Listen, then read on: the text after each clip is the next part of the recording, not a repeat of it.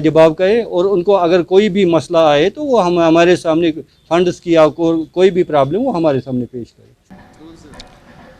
ये ज़मीनी सतह पे सरकार के पुर्जों का काम करना, लेकिन मुग़ल रोड हमारी कौमी शाहरा का दूसरा दर्जा भी रखती है और ये मुग़ल रोड कश्मीर को खित्ते पीर पंचाल से भी मिलाती है। और इसी मुग़ल रोड को पिछले दिनों बर्फ़ की वजह से बंद किया गया था, लेकिन शोपियां के ज़िला तरक्याती कमिश्नर मोहम्मद यासीन की मेहरबानी या यूँ कहें सरबराही में यहाँ इकदाम भी उठाए गए और फ़ौरन इस सड़क को आमदरफ्त के काबिल भी बनाया गया। इस सड़क पर बर्फ़ भी हटाई गई और आज बाज़ाब्ता तौर पर मुग़ल रोड से पर गाड़ी को चलने की इजाज़त भी दी गई और मोहम्मद यासीन ने यकीन दिलाया कि इस सारे इलाके से लेकर दूसरे मामलात पर वो पूरी तरह से नज़र रखे हुए हैं।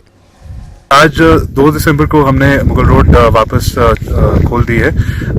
इस सीज़न में जब से स्नोफॉल पड़ना शुरू हुई है तो हमने तकरीबन 3 दफ़ा क्लियरेंस की और इस बार स्नोफॉल क्योंकि कम पड़ी तो इतना इशू नहीं लगा हमें। तकरीबन 2.5 फुट पड़ी थी पीली गली पे लास्ट टाइम और बाकी सारे स्ट्रेच पे कमी थी।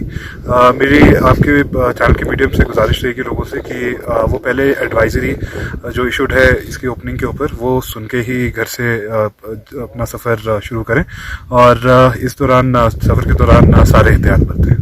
ये सड़कों की बात, लेकिन खेल के मैदान पर भी नज़र रखे हुए हैं और वादी लोलाब के टिकीपोरा के हाई स्कूल के मैदान में खेल सरगर्मियां अरूज पर हैं और यहाँ मुकामी तौर पर शुरू किए गए टूर्नामेंट में इलाके से लेकर दूर दराज के इलाकों की टीमें भी आई हुई थी और आज बांडीपोरा और लोलाब के दरमियान यहाँ हुए मुकाबला, दिलचस्प मुकाबला भी देखने को मिला।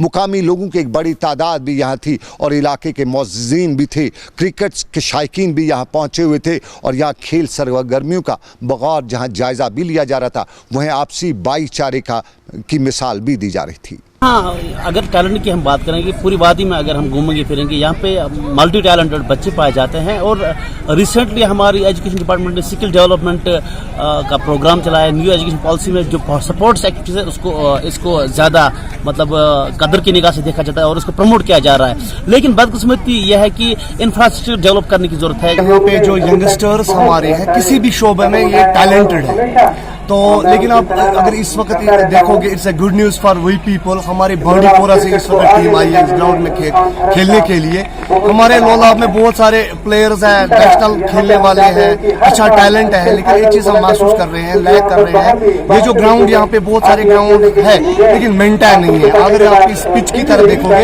यहाँ टर्फ होनी चाहिए प्लेयर के लिए। प्लेयर को ये पता होना चाहिए कि मुझे बॉल इस तरीके से आएगी, जब टर्फ होगी तो उसी तरीके से वो आराम से खेल पाएगा। अगर आप पूरे लोलाब की हम बात करेंगे यहाँ पे लालपोरा है, कलारूस है, थुमरियाल है, लड़के बहुत सारे हैं, अच्छे हैं, लेकिन ग्राउंड की कमी है।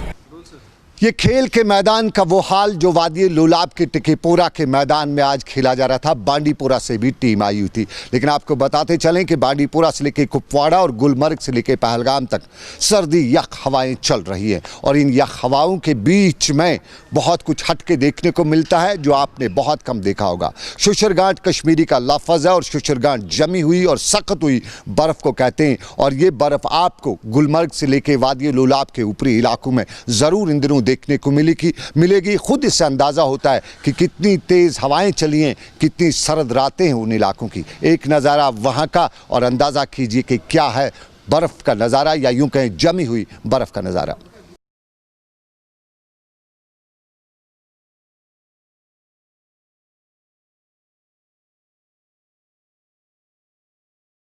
तो चलिए, नज़ारा देखा आपने, नज़ारे और भी आते रहेंगे, आपसे मिलते रहेंगे, लेकिन फ़िलहाल मुझे आज का ग्राउंड रिपोर्ट यहीं पे ख़त्म करने की दीजिए इजाज़त। मेरे साथ रहे आबिद कादिर। आप रखिए अपना ख्याल। अल्लाह हाफ़िज़।